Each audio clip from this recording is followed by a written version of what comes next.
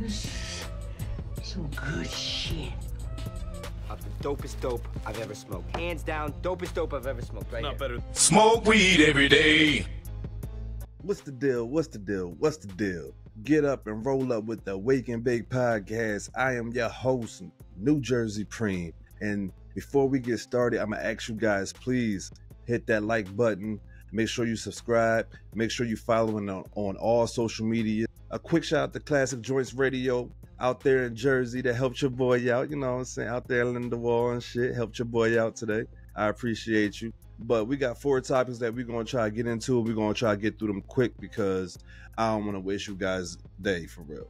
So recently the NFL has put out the schedules for the new year. And honestly, as a Cowboy fan, I'm kind of upset. Dallas Cowboys got one of the hardest schedules in NFL history. I think they faced the most teams with double-digit wins than any other team had to face, you know what I'm saying, in one season. Of course, with the prior records and shit. But opening night is Dallas Cowboys at the Philadelphia Eagles, the reigning, defending Super Bowl champs. You know what I'm saying? They get to have their banners hung up. They get to get their rings in front of one of their hated rivals. And I know y'all probably looking at me crazy, like, damn, how you gonna be from Jersey and a Cowboy fan? You know, it's Cowboy fans everywhere, so we're not even about to do that shit. But what I'm looking forward to, for real, when it comes to opening night, is the matchup in the trenches. Dallas, you know what I'm saying, for the last couple of years, we've been focusing on our offensive line. Last year, of course, they got Tyler Guyton in the first round. They got Cooper Beebe, and this year they got Tyler Booker in the first round of the guard. You know what I'm saying? He's gonna be playing right guard and shit. So we definitely beefed up. No Diddy on the interior. We definitely got some guys, you know what I'm saying, that definitely looking like they're gonna be something on the interior. You know, week 1, you got Jalen Carter coming, you know what I'm saying, coming at you. No Diddy, you know what I'm saying. You got Jalen Carter that you gotta deal with. Week 2, you got Dexter Lawrence that you gotta deal with. You know what I'm saying? So it don't get no easier for our interior offensive line, especially for the rookie, Tyler Booker. So I'm just looking for that. Of course, with that new weapon that we have and George Crash Out Pickens, I want to see how him and CD are able to open up things for each other, open up things for the offense, open up things, you know what I'm saying, for my boy Jake Ferguson, for real, to attack the middle of the field. That's what I'm really, really looking forward to when it comes to how our offense are going to go against their defense. Let's not sugarcoat the fact that the Eagles is one of the best teams. Last year, they was the best team in the NFL, you know what I'm saying, and proved it by winning the Super Bowl. So I shit on the Eagles a lot. I'm not going to shit on them too much on this podcast, to be honest with you. And the real reason I'm not going to shit on them is because the fact that they won the fucking Super Bowl last year, bro. I can't shit on the team that just won the Super Bowl. Now, when the season starts, you know what I'm saying, if we fuck around and win week 1, I'm talking big shit. I don't give a fuck, you know what I'm saying? If it's only week 1, this is a whole new season. Whatever happened last year don't matter once you know what I'm saying, once week 1 is in the books and shit. So I'm looking for the matchups for our receivers against their DBs. Their DBs last year showed the fuck out. Quinyon Mitchell, Cooper DeJean, they call him and what's their safety name? Oh, I'm going blank on his fucking name, but y'all know who I'm talking about. They call him Cooper DeJean and the safety, the Exciting Whites and shit. So shout out to the Exciting Whites and shit. I'm not gonna make it seem like I'm just, you know what I'm saying, going to say that Dallas is gonna win or, you know what I'm saying, blow them out or anything. But if Dallas does win, it's going to be a close game. I expect it to be a close game regardless, honestly. It's week 1. It's going to be a lot of sloppy football week 1 from every team and shit. But, you know, Dallas' main thing coming into that game, especially on a defensive end, is stopping that goddamn run. We have to stop the run, whether it be Saquon and or Jalen Hurts and shit. So we're going to have to be able to stop that goddamn run. I know you guys see on the prompt up there that I got CD Lamb and Pickens and Dak up there, but I also got, you know what I'm saying, what some people might say is the best wide receiver tandem in the league, and AJ Brown and Devontae Smith and shit. So, like, I want to see our offense, of course, against their defense, but our defense got their hands full too, bro. Our defense, Jalen Hurts is really good at, you know what I'm saying, the deep passes. He might not be great at reading the defense or anticipating a lot of shit, but when it comes to throwing that deep ball, especially to those 2 receivers that he got out there that can go make plays on their own, they're pretty damn good at that. I got Jalen Hurts having a pretty solid game. I definitely got him having a turnover or 2, maybe an interception and a fumble. If we can get pressure on him through the middle, you know what I'm saying, straight up the middle. Shout out to Oso Odigizua and shit. If we can get some interior pressure, that can really help us out a lot. We already know what Michael going to do on the edge.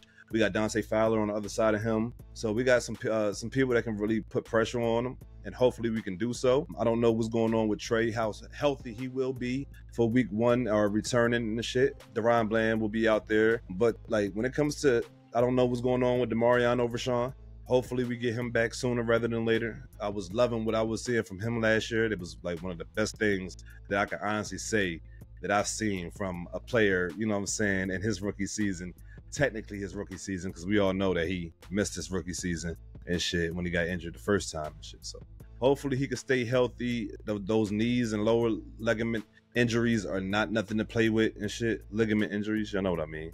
It's not nothing to play with at all. But this schedule, man, is kind of scary for the Dallas Cowboys. Let me see if I can look it up. I actually think I might have a screenshot. Yeah, right here in my phone. So we got week 1, Philadelphia Eagles. Week 2, New York Giants. Now, Dak Prescott is, what is he, 15-2 overall against the New York Giants, 13-0 in his last 13 starts against them. So I'm not too worried about them, but like I said, we have a relatively young interior offensive line, and they got one of the best D tackles in the fucking league. So that is something to be worried about. Week 3, we got the Chicago Bulls. They, you know what I'm saying, they wasn't slouches on defense, but they wasn't as good as they once was. We have their old coach as our defensive coordinator, which I think is actually going to be helpful for Dallas, in my opinion. Week 4, we got Green Bay Packers. Now, my wife is a Packers fan. Fuck the Green Bay Packers. I love my wife to life, but fuck the Green Bay Packers. You feel me? So yeah, we gonna keep it moving when it comes to the Green Bay Packers and shit. What we got after them? We got the New York Jets. I'm not worried about them. I'm not saying this is a win-loss record. I'm just telling you guys how this schedule is looking based off of last year. How many teams are we playing that had, you know what I'm saying, some good wins? So as far the Eagles, the Packers are the only two teams in the first 5 weeks that had double-digit wins last year and shit. So not too bad and shit. After the Jets in week 5, we got Carolina Panthers. At week 6, we got the Washington Football Wizards. Week 7, Denver Broncos. Week 8, Arizona. Like both of those teams, when it comes to Denver Broncos and Arizona, it seems like we always find a way to lose to those motherfuckers, no matter how good we are or vice versa. You feel me? Like always seem to find a way to lose to those two teams, especially as of recently. Shit. Week 10, we got a bye. Week 11, you see the Las Vegas Raiders. Week 12, we got Philly at home. Week 13, which is Thanksgiving, you got Kansas City Chiefs, which is honestly going to be a fun game. Especially if the Chiefs' offensive line look as bad as it did in that motherfucking Super Bowl. After that, you got the Detroit Lions. After that, you got the Minnesota Vikings. Week 16, you got the Los Angeles Chargers. Week 17, you got the Wizards again. And then you close the year with the New York Giants. Looking at this schedule, it's not as bad as the media was making it out to be. I did see that little post going around about Dallas having one of the toughest schedules in NFL history. Looking at the schedule, don't seem like it's that bad. I mean, I see a couple teams on here definitely that was playoff teams, especially towards the end of the season, when you got Philadelphia, Kansas City, Detroit, Minnesota, Chargers, Washington. Like that's a run for real. That's going to show you a lot about this team.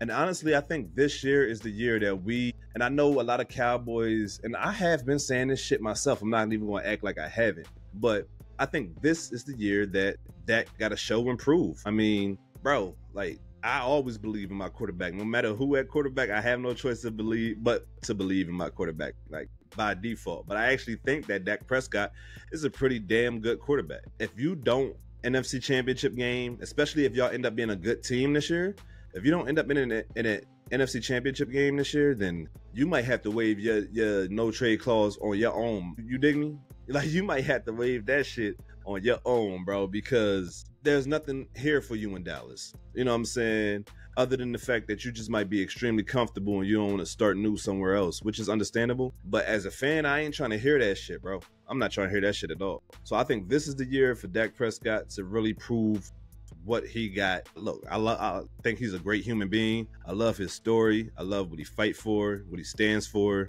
But when we're talking, you know what I'm saying, football, get your shit together, my guy. Make sure, you know what I'm saying, this year be the year that you prove a lot of them doubters wrong and you prove me right, bro. because I always believed in you. No bullshit. Ask anybody who know me. I was supposed to have a co-host today. Technical difficulties didn't allow that. You know what I'm saying? But he's one of my closest friends, and he know me pretty much better than anybody outside my wife and my, you know what I'm saying, my mama and shit. So he could tell you, like, I go to bat for my quarterback and shit. But I'm being honest with you guys. This is the year for him to not only to prove it to me, but in my opinion, this is the year that he proves it to everybody. You know what I'm saying? But yeah, week 1 is going to be fun. We got the opening game, of course, because ratings. And the Dallas Cowboys, anything, if they're not going to do nothing right, one thing they're going to do is draw some motherfucking ratings. We know this shit for a fact. So we got them boys, and it's going to be a fun game. If I do have to pick a winner, I'm going with my boys, of course. I have to go with my boys, but I'm going with them by 4. You know what I'm saying? So I think the final score is going to be 24-20 Dallas, and we start our season off with a bang. You know what I'm saying? We might even start our season off with 2 dubs in a row, and you know what I'm saying, really get busy when Chicago go see Dallas in Dallas. Because ain't no way in hell you're going to tell me that if Dallas start off 2-0, that Chicago going to come in there and have the confidence to, you know what I'm saying, really do something with those guys that's on a roll and shit. You just beat the defending champs in their crib. You came home, took care of the little brother in division with the Giants. Now you got, you know what I'm saying, the Chicago Bears coming in. Let's take care of business, keep this shit going type shit. So I can see Dallas, if they get this first game against the Eagles, I can see Dallas starting out 3-0. No bullshit. So as of recently, my wife and I has been going on these little movie dates. You know what I'm saying? Every week we'll go see a different movie. It started with Sinners. When Sinners came out, we went and saw Sinners. The Ryan Coogler movie starring Michael B. Jordan, and you know what I'm saying? Hell of a starring cast. I just found out today that they're back in IMAX. Shout out to those guys for being back in IMAX. I know they took them out of IMAX for a little bit for the Thunderbolts or whatnot, but shout out to those guys for being in IMAX. Shout out to those guys for having a great movie. I think they just hit over 200 million domestically for a horror movie, so that's pretty damn good within itself because it's a horror movie, but a mainly black horror movie, you know what I'm saying, whereas though, you know what I'm saying, the protagonist and all his friends is black, you know what I'm saying, with the exception of Mary, if you will, but she partially there, whatever. But this shit was dope. This shit was so dope. I actually watched it again recently just to get you know what I'm saying, just to get an up-to-date freshness on this motherfucker, bro. I love this movie so much. There's so many like moments in this movie that I'm still to this day quoting. Shout out to Cornbread. My boy never got that goddamn top from his wife, did he? Goddamn Stack said, maybe your wife might even, you know what I'm saying, let you put your pecker in her mouth. And she said, well, how much money you offering? She said, that's a good woman right there. He said, that's a good woman right there. I ain't even going front with you guys, yo. Like, that movie had me dying in the goddamn theater. And it was a dope, you know what I'm saying? It had some psychological horror in there. Of course, it had some physical horror. You know what I'm saying? Some blood and gore and all that shit. It had pretty much every type of horror. I don't think that's something that people was really talking about. You know what I'm saying? The fact that it had the different types of horror in it. It wasn't just, you know what I'm saying, your typical vampire movie, you know what I'm saying, where they come in and they biting you and everybody turn. We have that there. We got the bloods and all that shit, the gut, all that shit, but we definitely got the psychological shit that happens in there. We got the fight between Stack and Smoke and how it was hard for either one of them to hurt or kill each other. When me and my wife was watching it on the second time, I want you guys' opinion on this. And when Stack and Smoke were fighting each other and Stack was going to bite him, do you guys think that it was the juju bag that Annie had for Smoke that kept stopping Stacks from biting him? Or was it just Stacks saying that I can't do this? No matter how strong the hold that Remnick might have on him, I can't kill my brother and shit. Because as we come to find out at the end of the movie, Smokes let his brother go because he's always been the protector his whole life. You know what I'm saying? We learned in the movie that Smokes, you know what I'm saying, killed their father because their father was abusive to not only him but to Stacks, a little bit more to Stacks for real. So like Smoke has always been the protector. Like that's what he is. His character is a protector. He's the stern one, whereas though Stacks is the free, you know what I'm saying, free of care. Not necessarily free of care, but you know what I'm saying, his style is a little bit more loud, put like that. I love the dynamic between the two. I think Michael B. Jordan did his motherfucking thing, man. like I said, like I didn't watch this joint a couple times, but watching it most recently, you definitely lose the fact that these are the same people. You really believe that they're twins. He played it like, you know what I'm saying? Like, yeah, they definitely got similarities, but they're two different people. You know what I'm saying? And I said this before when I was speaking on this subject about how they rubbed off on Sammy. You know what I'm saying? Whereas though the Stacks was telling Sammy basically to go and be free and, you know what I'm saying, and be great and shit. And Smokes was like, I don't want you nowhere near this bullshit. You know what I'm saying? Even threatened to kill him at one point. You know what I'm saying? When Sammy said that if you don't want me to leave this plantation, then you might as well kill me now. Of course, that came from a place of care. And again, him being the protector that he is, trying to protect his little cousin, talking about Smoke and shit. Whereas though, you know what I'm saying, you had Stacks that was proud of him for getting some, you know what I'm saying, some cutty in the little back room. And it's so funny because, like I said, watching this shit the second time, I just realized when they having that conversation in the car and shit, when they on their way, I think they might be on their way to go see Delta Slim and shit. But when they having that conversation in the car, Stacks is basically telling Sammy how to eat pussy properly. You know what I'm saying? So and then Sammy basically tries it out on Pearline and shit at the juke overnight. So I just, you know what I'm saying, put that shit together on the most recent watch that I had. I really enjoyed that movie, man. It was so fun. Of course, the symbolism was dope. The shit that I was able to catch, and trust me, I'm not saying that I caught everything, but the shit that I was able to catch was so dope. You know what I'm saying? Even just our introduction to Remnick and shit. I hope I'm saying his name right and shit. But even our introduction to him, whereas though it look like he's a fallen angel, you know what I'm saying? And he's on fire. Like he's literally dropping out of the sky to go to those racist house and shit to get help from them while he's running away from the Indians and shit, the Native Americans. So I just love the symbolism in this movie. I love how they, you know what I'm saying? They, like, a lot of people said that it felt like two different movies. I didn't necessarily feel that way. I felt like they definitely was building up to the vampire moment. Music was a big part of this movie. Music was a huge part of this movie. I mean, it proved its point time and time again, whether it be Sammy and the Juke, whether it be Remnick and his people, hell, rather it be the relationship between Sammy and his father. I remember watching this shit the other day and I'm like, damn, bro, your son come into the church with, you know what I'm saying, a grizzly bear scratch on his face, looking like he done had, you know what I'm saying, a battle with the devil, real life type shit, carrying a broken guitar. And you talk about, man, put the guitar down. You ain't gonna ask me what's wrong. What happened? Did I get this big ass fucking scratch on my face? You ain't gonna do none of that shit, huh? You gonna just say, put the guitar down. That's the devil's work. Y'all miss me with that bullshit. I'm sorry. I think Pop needed his ass whipped for that one. For real. I think he needed his ass whipped for that one. You know, the end credit scenes, of course, with Stacks and Mary coming back to go see Sammy before he passes away. And he reveals that he promised Smokes that he wouldn't, you know what I'm saying, bother this man, let this man live out the rest of his life. Which shows to me, like I said, that Smokes is the ultimate protector. You know what I'm saying? Like, there's a theory saying that when he killed the Klan members that came to kill them at the juke, he was doing that to protect Stack again, which he had left in the juke. You know what I'm saying? So that's a theory, though. I'm riding with that one because I just like how that sound. You guys tell me what you think for real. Because when I look at how these guys did this movie, shout out to, like I said, shout out again to Ryan Coogler, shout out to Michael B. Jordan, shout out to Delroy, I can't remember his last name, but shout out to him. He killed it as Delta Slim. Shout out to my boy that played Cornbread. One of my favorite lines that I love quoting to this day is, you know what I'm saying? He said, we is one people and we need to be out here doing what's right. He said, well, what's that? He said, looking out for one another.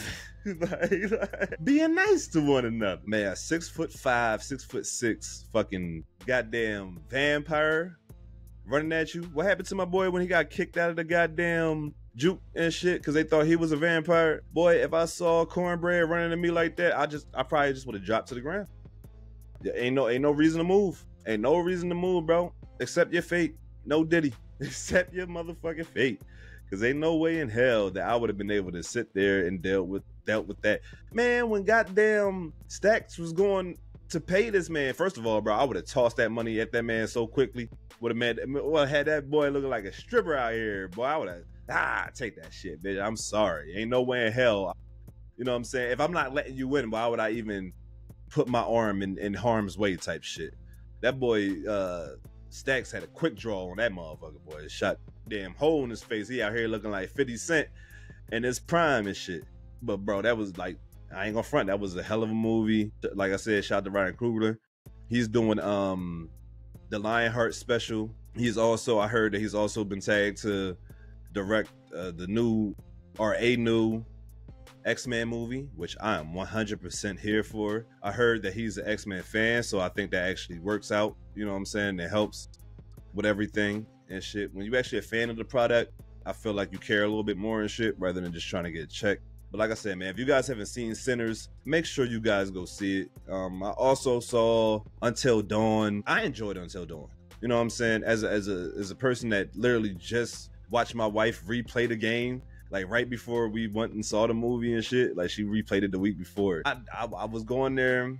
I wasn't expecting it to be like the movie based off, it'd be like the game based off of the previews that I seen, but I went in there with an open mind and I thought it was fun. Like they did their own version of having different versions of horror, you know what I'm saying? And I think they leaned into it a lot more than Sinners did, of course, but they had their own different versions of, they had the slashers, they had the poltergeist type, you know what I'm saying, spirit, you know what I'm saying, they had, you know what I'm saying, the zombies, they even had the big, whatever the hell that thing was when they was trying to get away initially in the car and shit through the rainstorm. But yeah, I enjoyed it. Maybe this week we probably gonna go see a Final Destination Bloodlines. So if we actually do go see that, you guys will be hearing about that on next week's pod. Because that's one thing that I ain't gonna front that me and my wife love, bro. We love horror movies. We love watching horror movies. It don't matter what type of horror.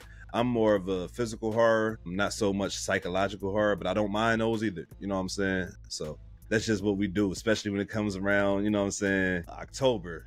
We spend that whole month, you know what I'm saying, nothing but horror movies, TV shows, everything is all horror. And the next topic, it's been 1 year and some change since we had the Drake and Kendrick beef. Now, I really wanted to talk about this with my co-host, but like I said, we had some technical difficulties, so it's just me today. So look at this. I don't think that there's any issue with anybody saying that Kendrick won. I think the issue is with people saying that Kendrick is dragging this. You can't say that somebody that won, you know what I'm saying? If we talk about war, beef, battle, whatever way you want to put it, if I won, you can't tell me how to win or how to enjoy my W. You dig me? So we've been watching for the last 20 years 50 Cent drag Ja Rule and company through the mud. And people love it. People say 50 Cent is the king of trolls, don't ever beef with 50 Cent, all that shit.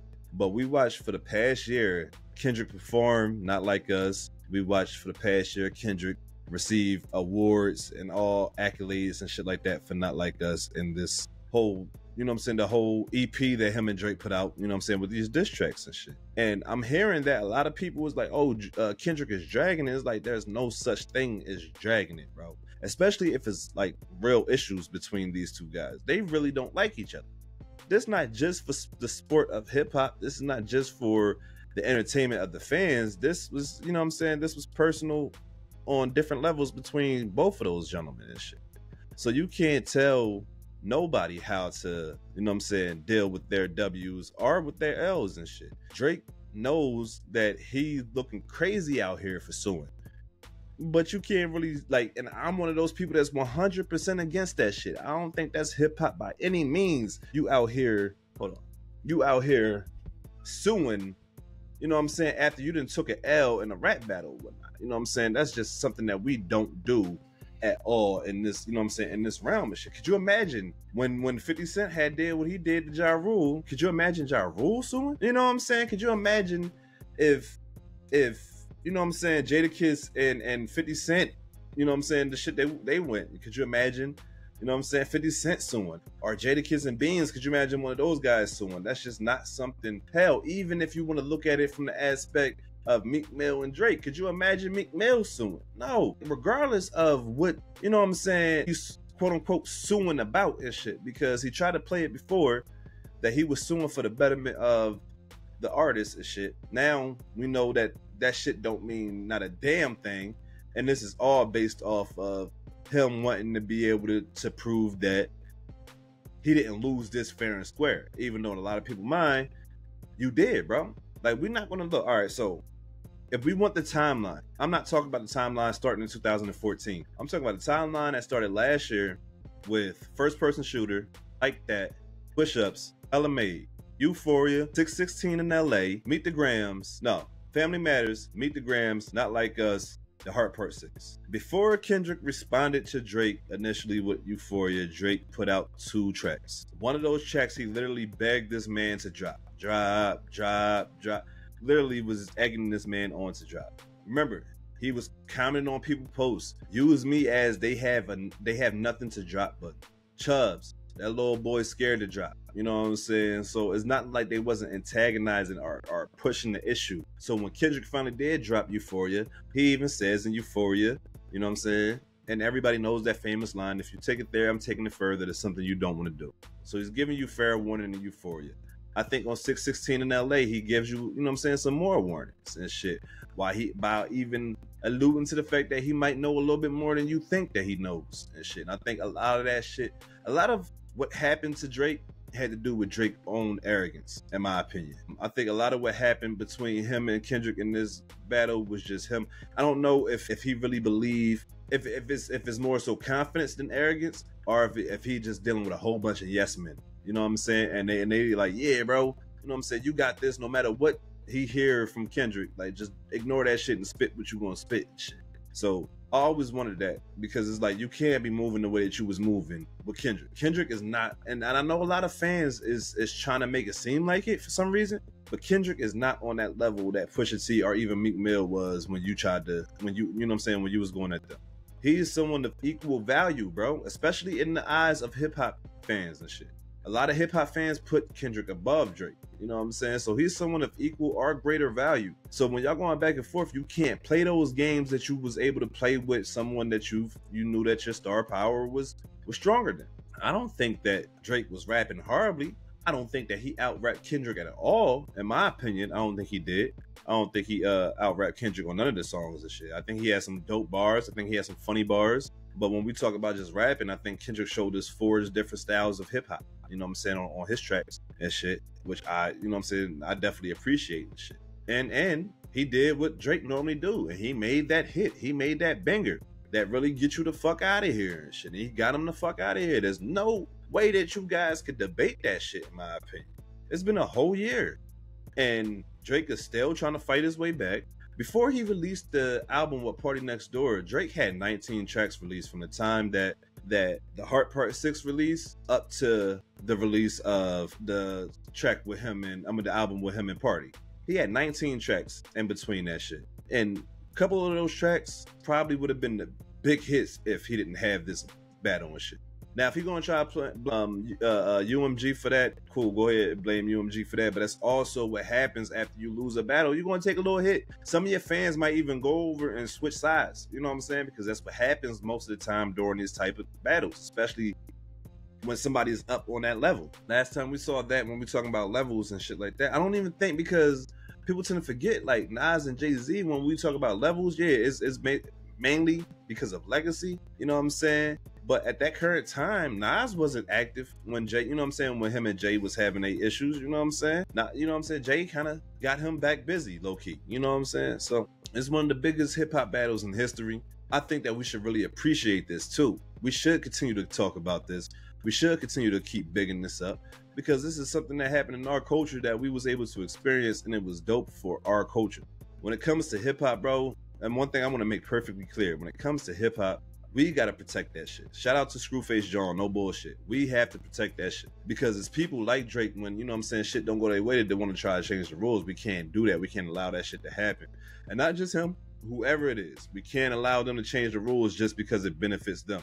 And then when it don't benefit you, you do some wild shit like suing. You know what I'm saying? That's just one thing that me personally, I can't get down with that shit, bro. Not at all. I think that when you look at Drake and Kendrick, their careers kind of parallel. You know what I'm saying? They low key, you know what I'm saying, not as different as people would like to make them out to be, for real. You know what I'm saying? It's funny because when you listen to Kendrick when he does music with like SZA or you know what I'm saying, R&B style music and shit, you can hear, you know what I'm saying, some type of Drake influence. I don't know, you know what I'm saying? I'm not saying that he listened to Drake and was like, yo, I want to do what he did, but you hear some type of that type of vibe. We know Drake to be the melodic nigga. You know what I'm saying? A nigga that beat that can make the vibes, you know what I'm saying? And it's so funny because I always hear people say that Drake can do what Kendrick do, but Kendrick can't do what Drake do. And I feel the complete opposite about that shit. When have you heard Drake do a track like XXX with U2? When have you heard Drake do a track like Love? Oh, no, not Lust. I'm sorry. When did you hear Drake do a track like Fear? Or when did you hear Drake do a track like Father Time off of Mr. Morale and the Big Steppers? You know what I'm saying? We don't never really get the chance to hear those type of tracks from Drake. Not saying that I even want those type of tracks from Drake, to be honest with you. I just want people to really look at these guys and accept what they bring to the game. I always say this, y'all see him behind me. Oh wait, hold on. Y'all see him behind me, right there. That gentleman, let me get my finger right. That gentleman right there. Jermaine Cole, that's my guy. You know what I'm saying? If we talk about out of the big three, you know what I'm saying? So I don't really have a dog in the fight when we talking about this shit. I just respect what those guys was able to do. Of course, J. Cole lost a lot of people respect when he apologized for that. We had talked about that at a whole nother time. You know what I'm saying? I don't even like talking about that shit. Like I said, I'm a J. Cole fan for real. But you know what I'm saying? What Drake and Kendrick did was historic, and they both need their flowers for it. Now, what happened afterwards? You know what I'm saying? I think Drake need to get his ass beat. You know what I'm saying? Like you don't do that. You know what I'm saying? You don't go snitch.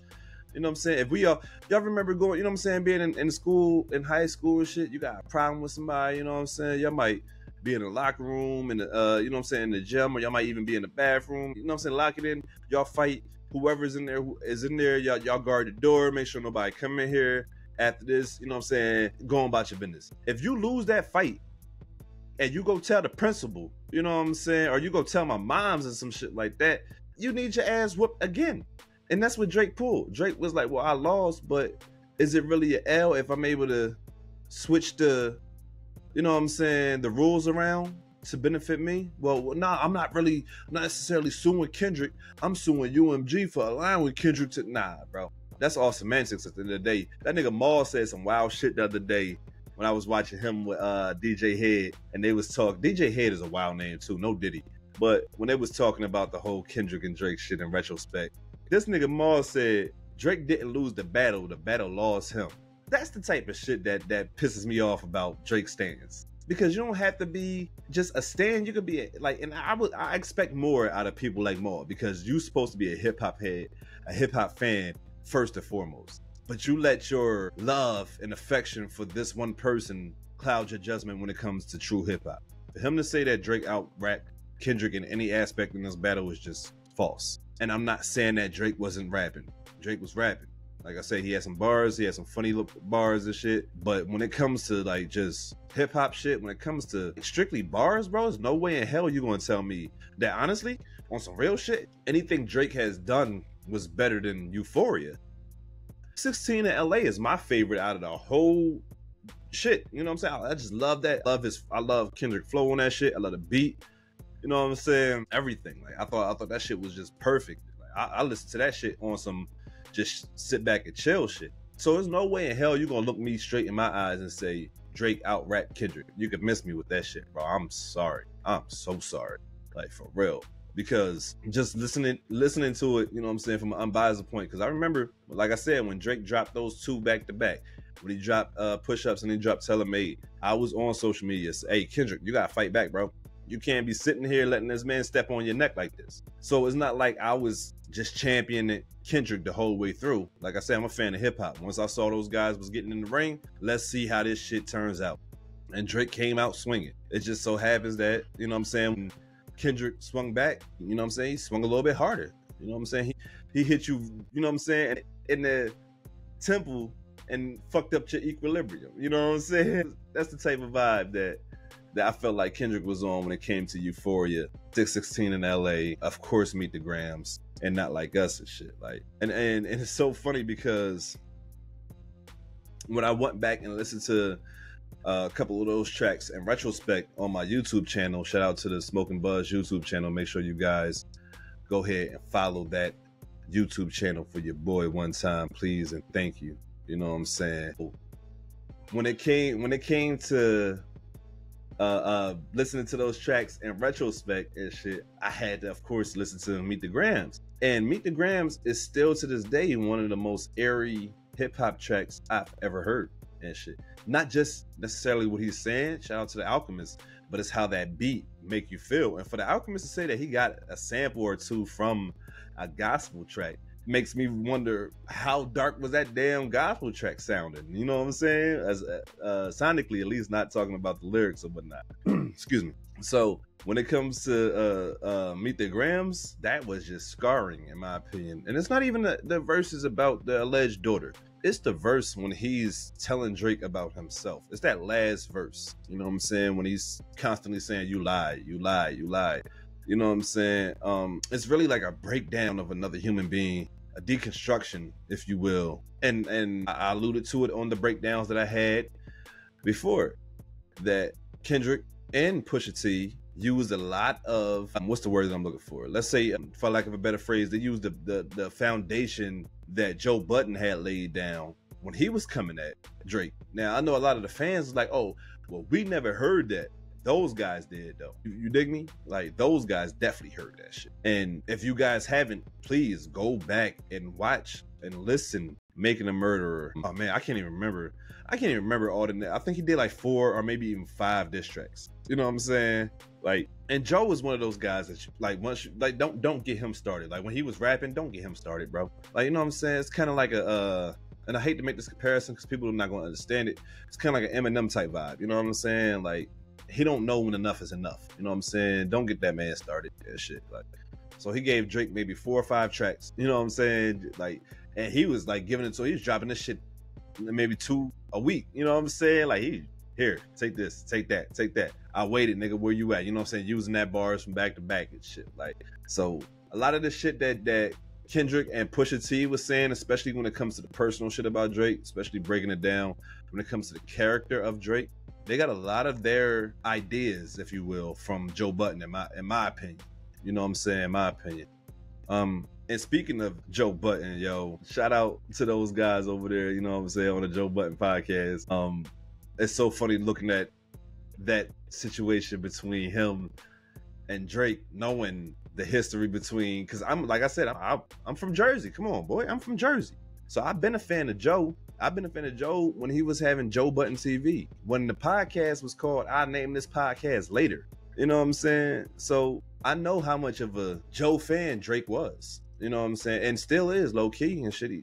They low-key act like and shit. So it's funny that, you know what I'm saying? Just I wanted to give a shout out to the Podfather real quick because of the fact that he laid a lot of foundation when it comes to this shit that a lot of people say and rap about Drake and shit. Regardless if you guys fuck with it or not, he definitely did that.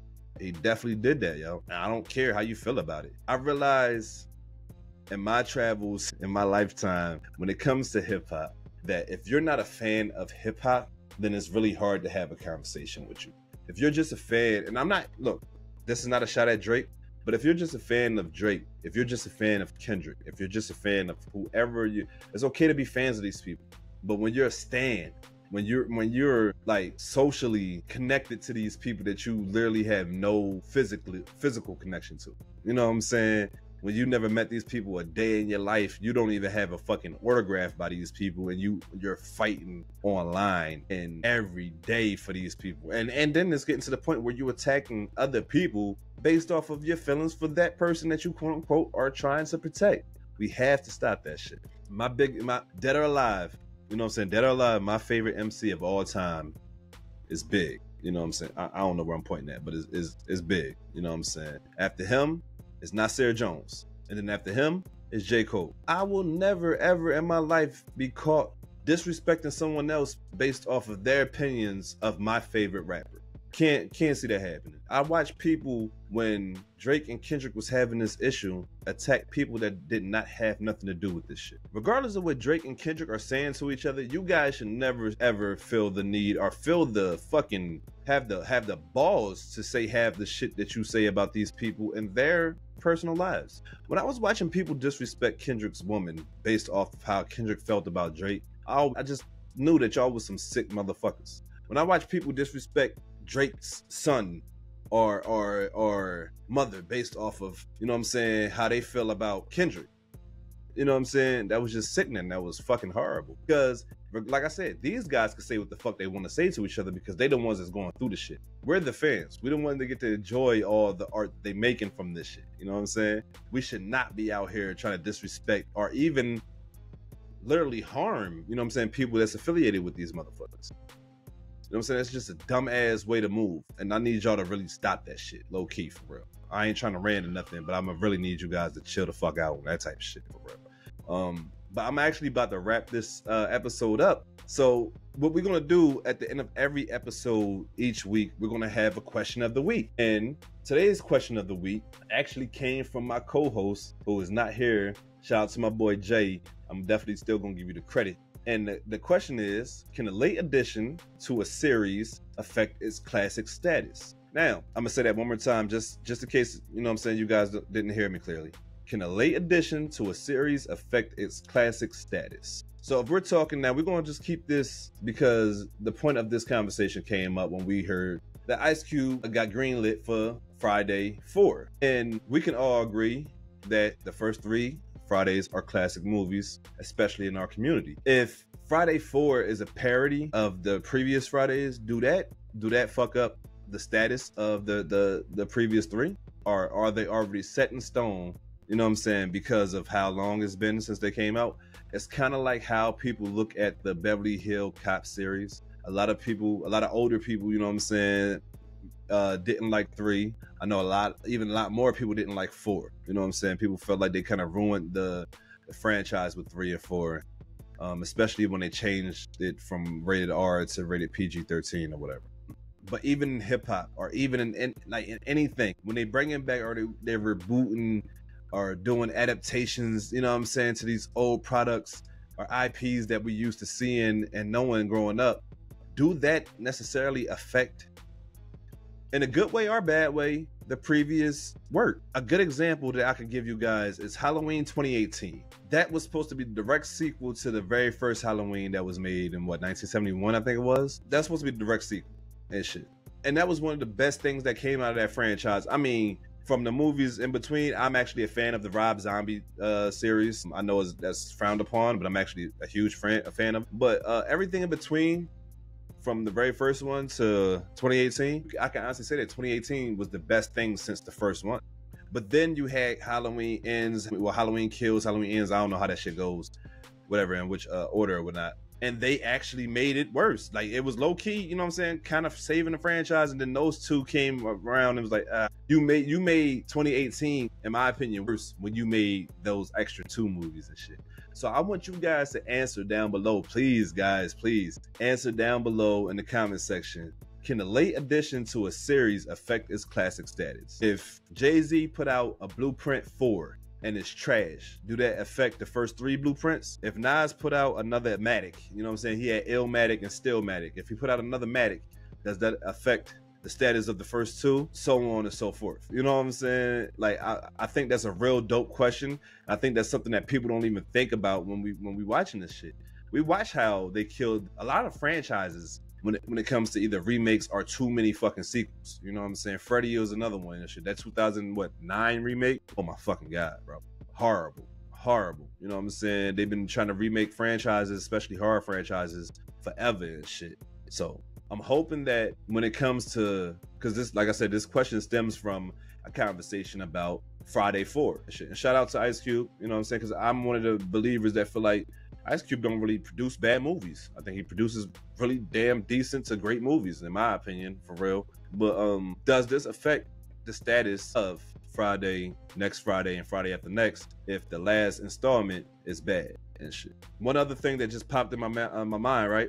Coming to America, the second one was like a parody of the first one. I thought it was trash and it kind of fucked up. You know what I'm saying? Now when I watch the first one, I'm like, this is it. But like in your mind, you know that second one is still out there floating and shit. It's just like certain movies just shouldn't have been made at all, guys. In my personal and humble opinion and shit. I'm actually going to be signing off, man. I really appreciate you guys spending your time with me. It's been a dope little ride, you know what I'm saying? Nice little hour that we just spent together. Hopefully, you guys are back here next week.